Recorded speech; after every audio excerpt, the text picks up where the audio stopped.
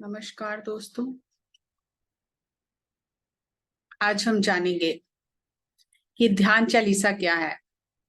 सब लोग कहते हैं कि लगातार 40 दिन ध्यान करो, तब आपको पता चलेगा कि कुछ फायदा हो रहा है नहीं हो रहा है। और हर धर्म में 40 से कम महत्व है। तो चालीसा करने के लिए क्यों कहा जाता है, आज हम इस बारे में बात करेंगे। अध्यात्म में 40 दिन का विज्ञान क्या है। आप देखते हो कि लोग हनुमान चालीसा करते हैं या गुरुद्वारे में चालीसा करते हैं। 40 दिन का रोजा होता है। ये चालीसे का क्या विज्ञान है। हम सांसों के साथ ध्यान करते हैं और हमारे जो शरीर के 5 ऐसे सिस्टम हैं जो अपने आप काम करते हैं।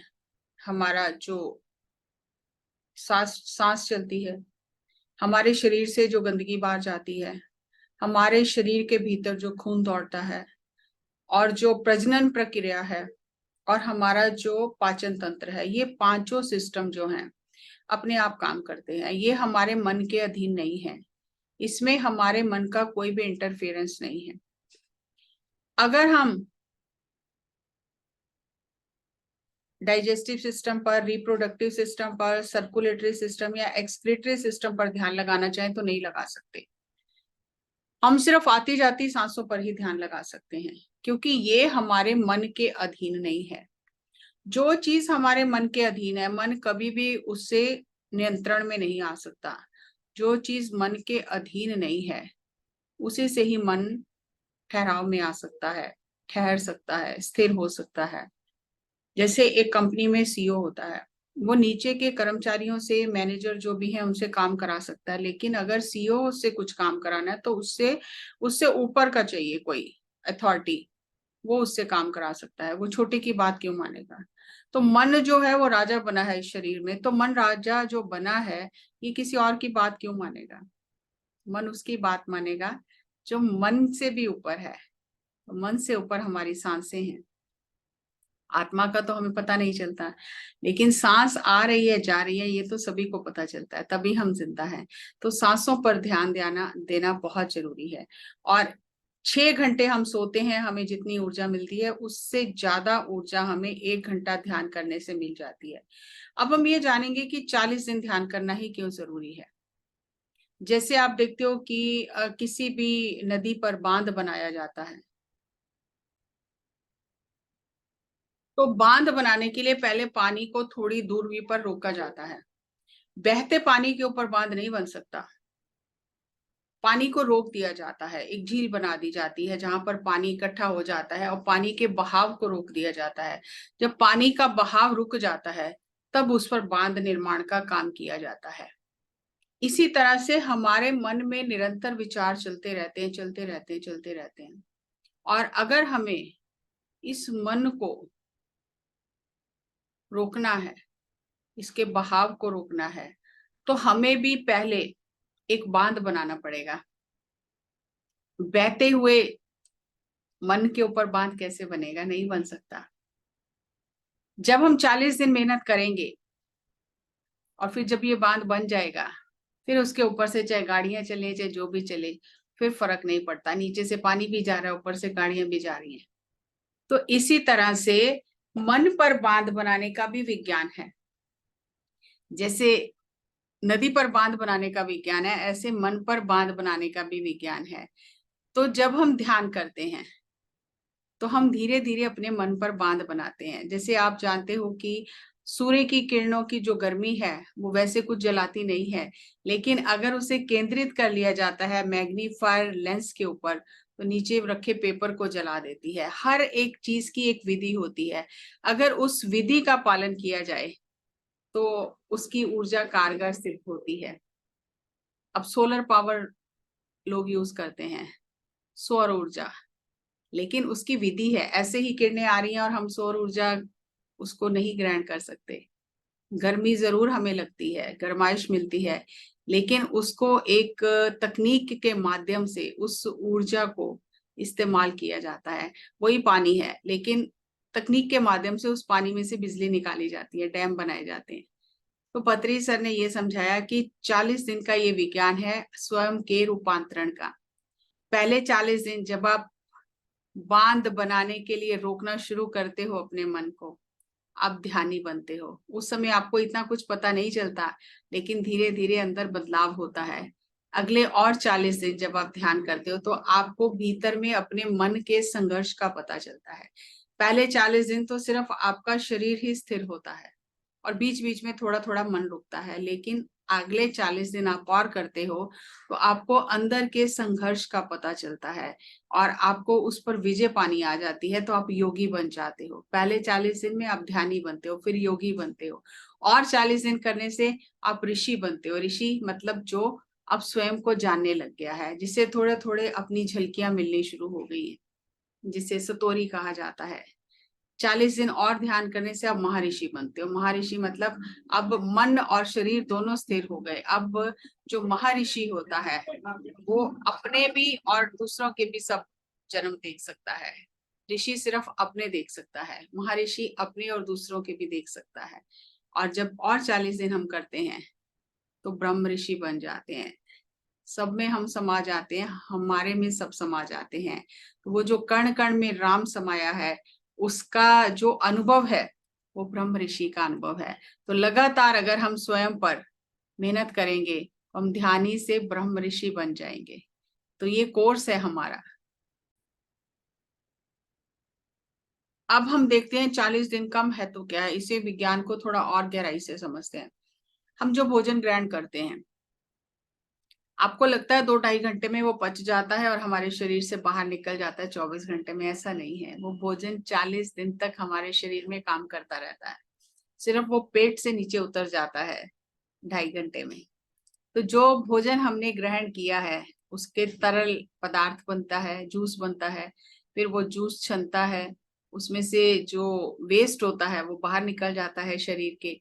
फिर वो जो जूस बना है छन कर, उसमें से हमारा खून बनता है, फिर वो दोबारा से फिल्टर से गुजरता है और उसमें जो और महीन रस होता है उससे हमारे मसल्स बनते हैं।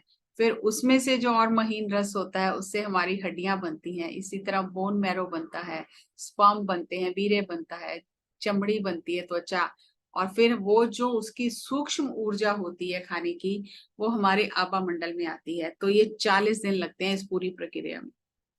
अब मान लो कि आपने 4 दिन 10 दिन ध्यान किया और फिर छोड़ दिया, फिर किया फिर छोड़ दिया, तो आपने वो जो ये कड़ी है उसे बीच में ही तोड़ दिया, क्योंकि आपने 10 दिन किया। 10 दिन आपके शरीर में जितने भी सेल बने उन्हें मालूम है क्या हो रहा है, और फिर आपने 11वें दिन नहीं किया, फिर 12वें दिन शुरू कर दिया। तो अब जो 11वें दिन में सेल बने हैं और शरीर से जो सेल बाहर गए हैं, उनका वो जो आपस में कम्युनिकेशन लिंक टूट गया। अब आपके 10 दिन भी बेकार चले गए, अब उसका आपको लाभ नहीं हुआ, क्योंकि वो पूरे 40 दिन होने थे तब वो साइकिल कंप्लीट होता। 40 दिन में हमारे शरीर के सेल रीजनरेट हो जाते हैं, पुराने सेल बाहर जाते हैं, नए सेल बन जाते हैं, और पुराने और नए सेल के बीच में जो एक कम्युनिकेशन गैप होता है वो 40 दिन में वो पूरा हो जाता है। और तो शरीर को आदत पड़ जाती है उस दिन की, इसीलिए उस चीज की आदत पड़ जाती है। इसीलिए कहा जाता है कि 21 दिन लगते हैं कोई आदत छोड़ने में और फिर 20 दिन उसे अपनाने में लगते हैं। तो अगर आप भोजन से शरीर को ठीक करना चाहें तो डॉक्टर ये कहते हैं कि जितना नीचे चलते जाएंगे उतना ज्यादा आपको मेहनत करनी पड़ेगी शरीर को ठीक करने के लिए। मान लो कि अगर खून में कोई कमी है तो वो तीसरे स्तर पर है तो आप जल्दी ठीक कर सकते हो, लेकिन अगर त्वचा में कोई कमी है वो 8वें स्तर पर है, तो उसे ठीक करने के लिए पहले ऊपर का पूरा ठीक होना चाहिए, खाना ठीक होना चाहिए, खून ठीक होना चाहिए, muscles, bones, bone marrow, sperm, तब त्वचा की जो बीमारी है वो ठीक होती है। इसीलिए डॉक्टर भी कहते हैं कि त्वचा पर अगर कोई रोग है तो उसे ठीक होने में 6 महीने लगते हैं, क्योंकि वो बहुत अंदर गहरे तक चला गया है। और आभा मंडल में अगर कुछ हमारे नकारात्मकता है या आभा मंडल कमजोर है तो उसे ठीक होने में और भी समय लगता है। तो ये सारी चीजें भोजन से जुड़ी हुई हैं, इसीलिए जैसा अन्न वैसा मन कहा जाता है। तो ये 40 दिन में प्रक्रिया पूरी होती है। और अगर 40 दिन के बीच में आपने एक दिन छोड़ दिया या आपने 39 दिन किया और 40वें दिन नहीं किया, तो एक दिन करके आप उसे चालीसा नहीं मान सकते, आपको फिर एक से शुरू करना पड़ेगा, क्योंकि वो अंदर का पूरा जो साइकिल था वो टूट गया है, वो चक्र टूट गया है, वो चक्र पूरा नहीं हुआ है। तो इसीलिए 40 दिन का इतना महत्व है। 40 दिन जब आप लगातार ध्यान करते हो तब असली में आपको पता चलता है कि आपके अंदर क्या बदलाव आ रहा है। अगर बीच बीच में छोड़ोगे थोड़ा बहुत पता चलेगा, लेकिन वो स्थायी नहीं होगा, हमेशा नहीं रहेगा, आपकी आदत नहीं बनेगी वो, क्योंकि आप बार बार बीच में उस चक्र को तोड़ रहे हो, उसे पूरा नहीं होने दे रहे। अगर हमें भोजन से शरीर को ठीक करना है तो उसमें बहुत समय लगता है, क्योंकि भोजन का रस बनेगा, फिर वो रस कई अवस्थाओं से गुजरेगा, तब जाके हम ठीक होंगे। लेकिन विज्ञान ये कहता है कि अगर आपको प्राणों से खुद को ठीक करना है, प्राण ऊर्जा से खुद को ठीक करना है, तो केवल 6 सेकंड लगते हैं। हमारे जो हम सांस ले रहे हैं, ये 6 सेकंड में पूरे सिर से लेके पैर तक पूरे शरीर का चक्कर लगा लेती है। और ऐसी ऐसी नसों में भी प्राणवायु पहुंचती है जहां पानी नहीं पहुंच सकता। इतनी सूक्ष्म महीन हमारी नसें हैं शरीर की कि विज्ञान ये कहते हैं कि बाल से भी बारीक है नसें दिमाग की। तो उनमें कुछ नहीं पहुंच सकता, लेकिन प्राणवायु हर जगह पहुंच सकती है।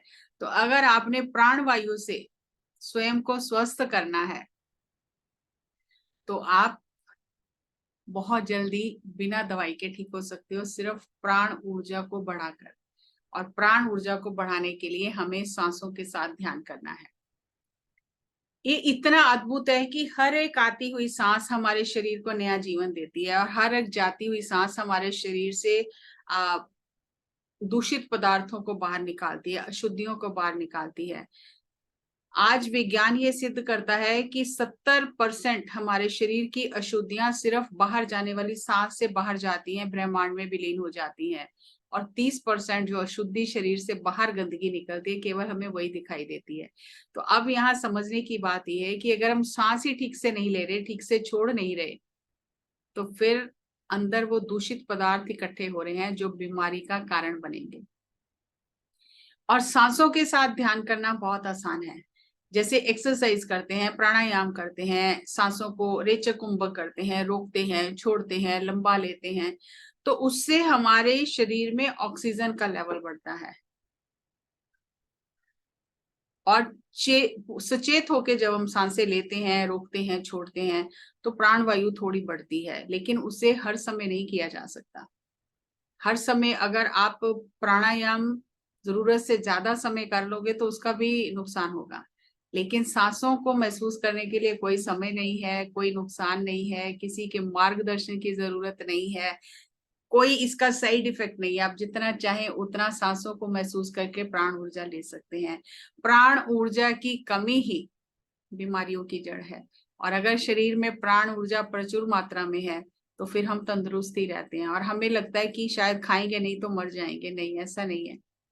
जैस्मोहीन है, ऑस्ट्रेलिया की मास्टर हैं, वो प्राण ऊर्जा पर रहती हैं। पिछले आप देखो तो मेरे ख्याल 20 साल से ज्यादा हो गया है समय, वो ना खाती है ना पीती हैं, सिर्फ प्राण ऊर्जा पे रहती हैं।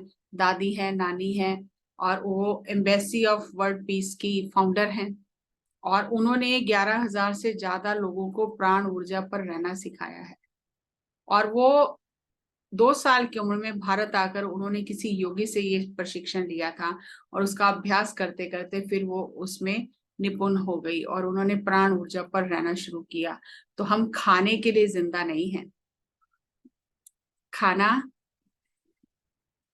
स्वाद के लिए है, लेकिन हमने खाने को ही सब कुछ मान लिया है।